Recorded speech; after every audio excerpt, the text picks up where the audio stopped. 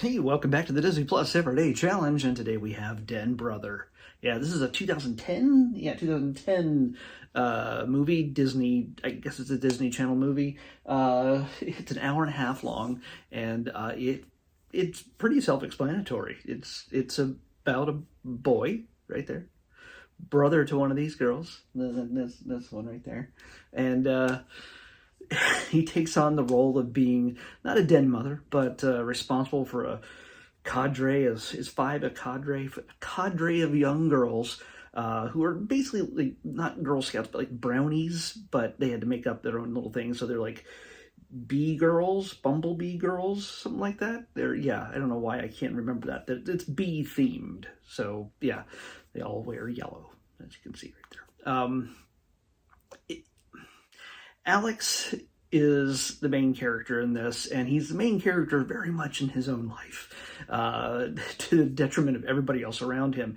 He's one of those kind of characters that they often throw into Disney films and many other films like it.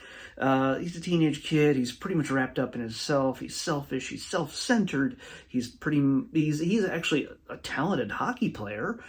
He's really good at just commanding the ice and making all the goals, and the team likes winning, but they really would prefer to also play the game at times when he pretty much dominates not just the other team but his own.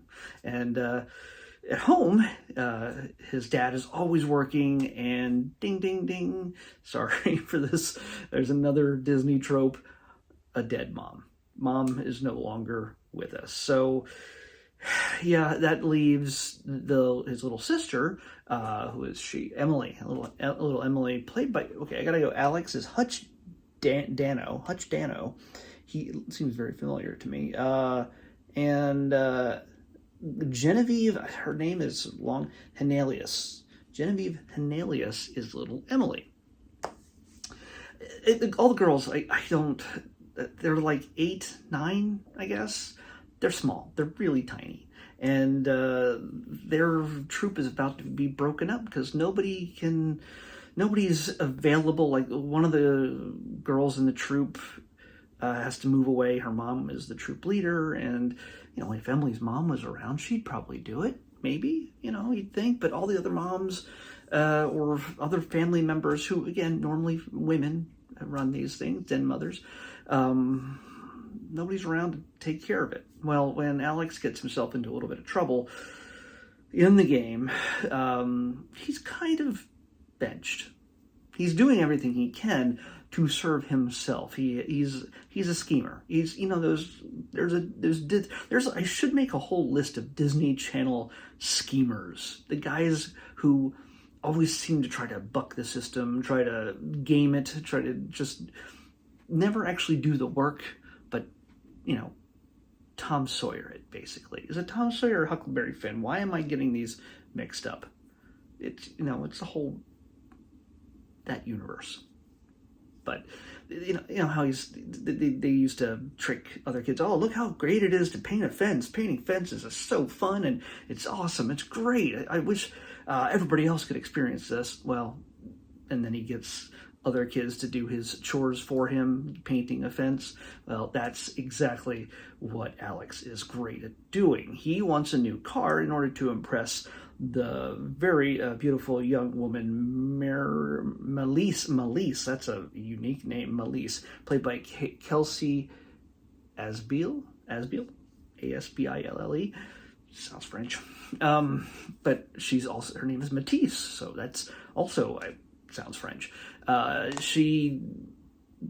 Matisse knows who he is. We meet her right off the bat, and yes, she plays the role of potential girl to be wooed by the jerk that is Alex.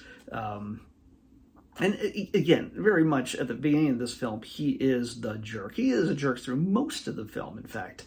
But he gets that kind of, I'm not ruining anything for you here, he works towards redemption as much, at least until he reaches the guilty point, and then he has to get redemption. He has to ask for it, and work for it. It's that whole, they go 2 acts, and eventually there's a breaking point, and then he realizes what a jerk he's been, and then somehow he gets everything back. It's not normally life, but you got to do that little Disney Channel hero's journey.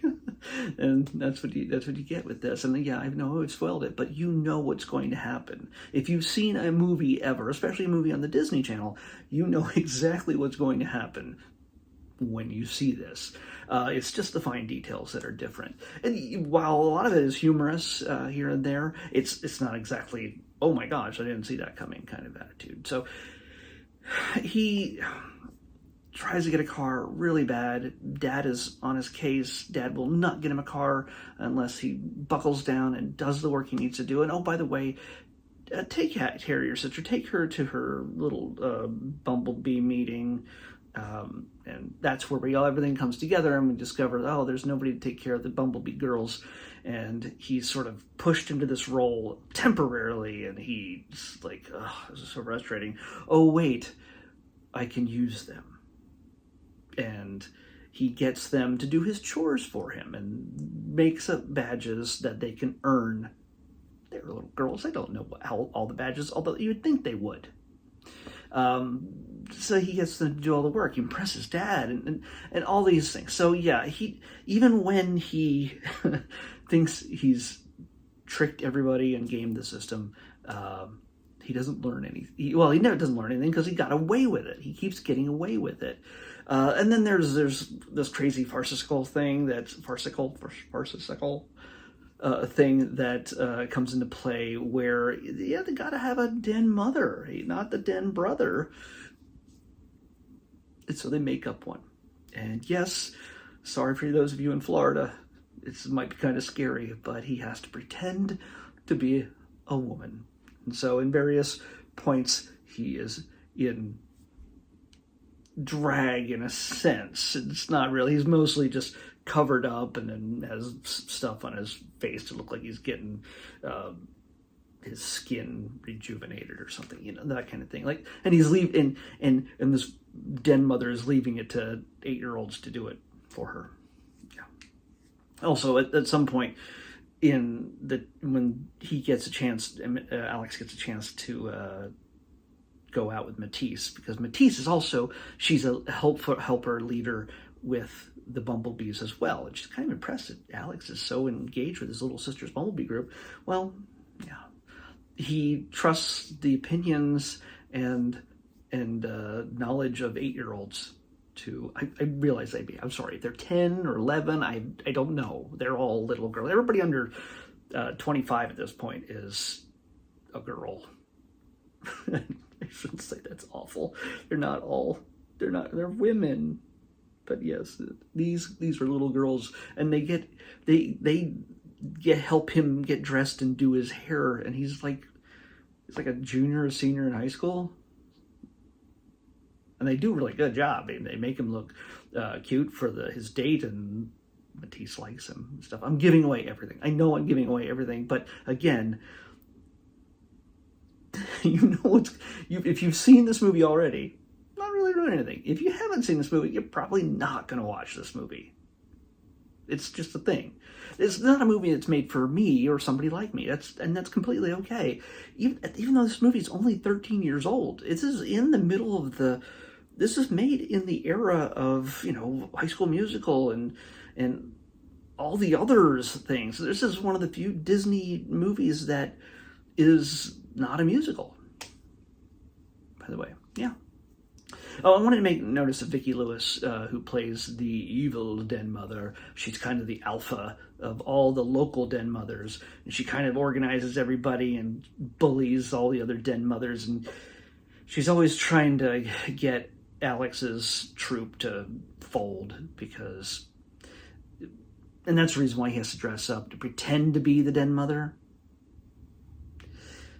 She follows him into a lady's dressing room where he has grabbed a bunch of clothing and has to put on the voice in order to try to trick her. And eventually they go full Mrs. Doubtfire with the help of, again, little girls, one of which is a kind of gothy pyromaniac who loves Halloween, like a little Wednesday Addams, proto Wednesday Addams. She probably could have been up for a Wednesday Addams role at some point. That's Rachel. You've probably seen her too. She's been in a bunch of stuff here and there. Rachel was Kelly Gould. By the way, the girl who played Emily Genevieve, you'll notice she's in all the dog, like Santa pups and space pups and all those different puppy things. I think she does a voice, but I think she also played a character at one point. I've seen too many of them, so she looked familiar. She's adorable, but you know, what are you gonna do? It's she's just. I should say though that each of the girls in this, I'm usually pretty hard on kids when they're asked to act out of their range, and not that this is like a Shakespeare or anything. It's not Hamlet. It is. The girls are actually surprisingly good. They're good on their line delivery, and just they're pretty decent actors for their age. I was kind of surprised. Usually the bar is set real low for these kind of films, real low when it comes to kid acting, and they were all fantastic, all of them. Yeah, they each stand out in their own way. The one little girl, Tina, I think, she is pretty much mute because she's so timid. She's so tiny, and she learns to speak out a little bit more. So the girls get something out of this. Alex obviously grows, but will he stand up for what he wants or for what the girls want when it comes to that big decision to keep the secret to help the girls get into the camperee thing, or will he do what he can to save this hockey team, to throw off his disguise and then score the winning goal? What will he choose? Yeah. Anyway, you know what's going to happen. But even if you don't, you know how it's going to work out in the end, no matter what. Everybody, it's a happy ending kind of thing. It's a Disney movie. It's the way it's going to be. So if you haven't seen this in a while, it's only been 13 years. It feels like this could have been made in the late 90s, early 2000s, but it would have been like extreme Den Brother at that point. It would have just been needlessly extreme. And it wouldn't have been hockey. It would have been like ultra rollerblading or something, or ATV flipping, or I don't know, something so extreme.